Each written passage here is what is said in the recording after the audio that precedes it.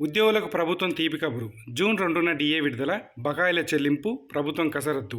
ఉద్యోగ సంఘాలకు సమాచారం అంటూ ఈరోజు ఆంధ్రప్రభ న్యూస్ పేపర్లో అయితే ఈ వార్త రావడం జరిగింది. ఇదే రకమైన వార్తను నిన్న ఆంధ్రజ్యోతి పత్రికలో కూడా చూసాము.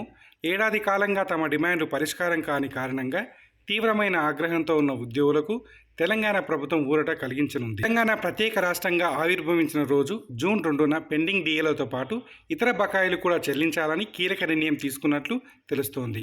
ఉద్యోగుల డిమాండ్లపై ఇప్పటికే అధికారుల కమిటీని ఏర్పాటు చేసిన రేవంత్ రెడ్డి ప్రభుత్వం కొన్ని డిమాండ్ల పరిష్కారానికి అంగీకరించినట్లు ఉద్యోగ సంఘాల నేతల సమాచారాన్ని బట్టి తెలుస్తోంది.